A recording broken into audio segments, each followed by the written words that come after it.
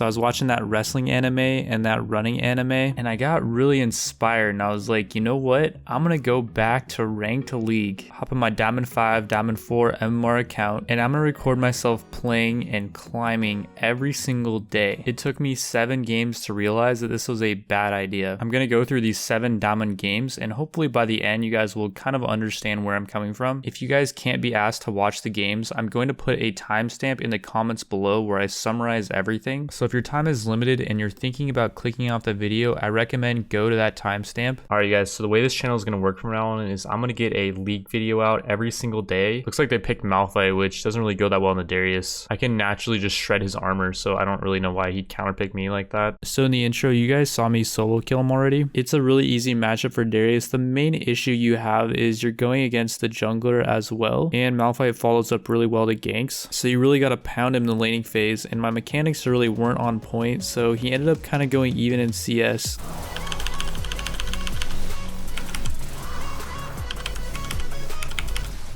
Oh man, I didn't get the ult off on Twitch. The cat did do really well that game. My Darius play left a bit to be desired, especially in the laning phase. I should have dumpstered that Malphite. We have an autofill. I will literally jungle to get rid of an autofill. I'm confident. All right, this game I'm a bit out of my league. I'm jungling in Diamond 4. So my jungle path this game was pretty bad. I went blue to large raptor to red, thinking I would get 3. I did not get 3. Then I cleared the entire raptor camp and still did not get 3. If I would have went blue to Gromp to 1 raptor to red, I would have got 3. Anyways, it made for a really awkward river fight where Kindred was 3 and I was only 2. I ended up soaking a bit of mid and I got 3 off of that, and I was able to fight the Kindred on her blue. Fiora did claps first, but ultimately when Teemo finally showed up, he had a level advantage on her, which definitely influenced this fight a lot.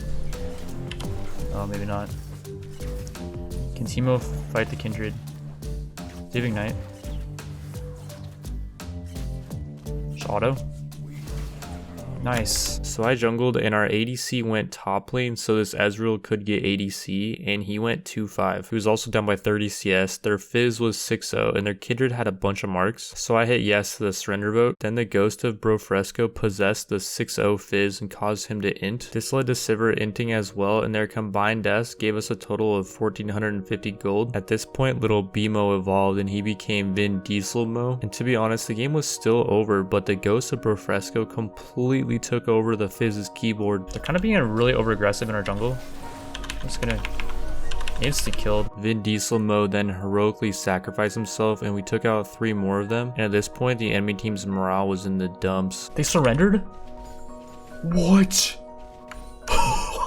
Despite arguably having a better skilling comp, their Fizz bought tiers, which led to them FFing the game despite being ahead by over 3.5k gold. The next game I counterpicked myself like an absolute idiot, and I found out the hard way that Heimer vs Mord is a pretty hard lane for Heimer. Despite being in a bad lane, I got a couple ganks and I got ahead, and I was able to teleport bot and make a play. Go, go, go, go, go. We got a huge play here. Guy's dead. Oh, Pike missed his thing. Don't die. Okay, good. We go for a first turret here. Despite us getting first turret and pulling ahead by 1k gold, Kha'Zix decided that he was the hero that Gotham needed and decided to take a fight with Mordekaiser, who by the way had no ult or ignite. This, much like my gaming career, ended in tragedy. Later my teammates got caught out of position directly before Infernal Drag, and that was about all I could handle. Alright, we get to counter off on Aatrox. Oh god. I feel like it's so much pressure to just dumpster this guy. If I don't dumpster him, like, I'm such a noob, I feel like. Because I should not allow my opponent to just blind pick something like Aatrox. If I go Teemo, we're not gonna have a tank, but that's alright. I gotta man up and just go for the matchup, even if I am not completely confident in it. There's not much to say about this game. We had a 12-1 Syndra and an 11-3 Shaco. I did beat the Aatrox pretty hard in CS, but it was partly due to the fact that their jungler was getting reamed by Shaco the entire game. Alright, I got last pick this game. If I don't carry this freaking game, dude, there's gonna be problems. We need a tank. I think we go Cinch. I think I go Ignite this game. I don't think I need Teleport. She's gonna have 3 though. Oh, okay. Well, I suck. I get a kill and an assist though. Push that. Oh, she goes top. Really, the range on that. Are you serious? I'm just gonna ult this guy. Like, I have a good all-in. I have Ignite. I might actually just dumpster him here. He's got a freaking Tiamat. Oh, Kane's here. I'm not gonna ignite him. What the heck is that freaking range on that? Did they buff Camille or something? I'm just not sure about giving Kane gold when, like, I feel like I'm gonna have to hard carry this one because it's kind of turning into snowball fest. Okay, whatever. Let's go for it. Oh my gosh, she goes here. Oh, mistakes were made. 700 gold though for the Kane. I could have flashed a bit earlier. I don't think you ulted, my dude. Okay, well they have a Twitch that's super fed. I mean, I can deal with that, but like this Triss is not gonna do anything late game. Oh my god, they got another Infernal. So at this point, I don't think you guys need convincing this game is completely over. The enemy team has 2 Infernals and a Twitch and a Janna, which somehow won lane. They just got first turret and they are going to 1v5 our team. Team being a generous term as we actually don't have a bot lane. Oh my god, I did not mean to do that. That was like very unintentional. Holy crap. Yeah, we're gonna surrender this one. It's not even about the fact that we can come back, it's the fact that I don't even want to play with these guys anymore. Gragas jungle, eh? This dude has an amazing Gragas, 78%. But most of these games are being played in like gold flex. They countered me with Riven, huh? I think I'm gonna go like grasp and just go tankier. Bro. Can't just rotate on that, my friend. Like, notice how Riven's not.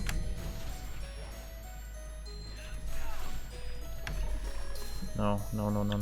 You gotta ignite Riven up here, man. So basically what you're about to witness is a Gragas completely self-implode and spew vile filth all over his teammates, mainly me for some reason. It's like he has some personal vendetta against me. But first thing to know, the Gragas is level 5 and the enemy Kayn is level 7. Despite that fact, as a team, we're still ahead by 200 gold, so everything's cool. Like, there's no reason to do anything crazy, which is exactly what Gragas does here. He attempts to charge directly through a Cassiopeia to secure his red, and fails and gets killed when he could have just backed off. Now, ordinarily in this situation, as a jungler, you'd probably be like, yeah, I kind of messed up. That was a really risky play. Probably shouldn't have done that. My bad, team. I'm kind of pulling you guys down. But no, the Gragas does not do that. Is he pinging me? Like, I should have done something there. What? Why is he pinging me? Like, the Cassiopeia was there. The Riven wasn't even there. He's pinging me. Like, ping the Ahri, my friend. If you're gonna ping anyone. Or just ping yourself to back off. That would probably be the best way. Yep, there goes my jungler again. So in this fight, I could have helped the Gragas earlier, but he's level 6 and the Kayn is level 9. Riven also has Ignite, so if I go to that fight, I'm essentially putting myself in a situation where I potentially have to 1v2. On top of that, if you're the Gragas in this situation and you're down 3 levels on the enemy jungler, you ward, play safely, and you try to predict the enemy jungler's movements. When he goes for a gank on one of your lanes, you try to counter that gank, or you gank another lane. You don't fight the enemy jungler in the river. I don't know why you did that. To be fair, I could have helped him there. I actually thought he was definitely dead.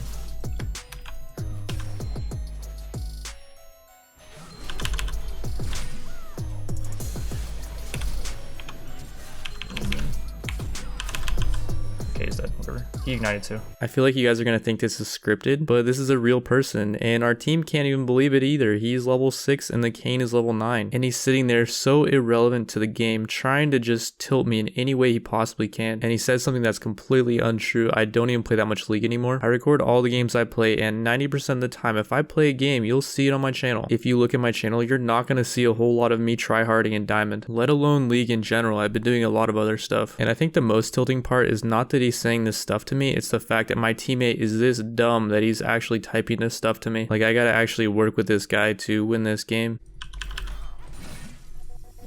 What's this guy doing? Yeah, I did it. What is that? Oh my god, that freaking animation is redonkulous, dude. What?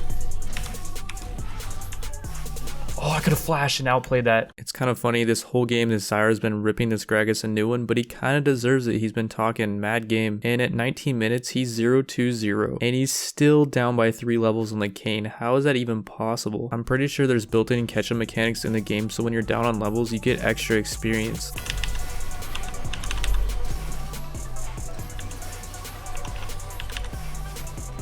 Can you like hit? Okay. After that game, I wasn't even that tilted and I knew it'd make for a funny video. My great revelation that I should not try hard in League anymore comes a bit later. What's I doing? So dead.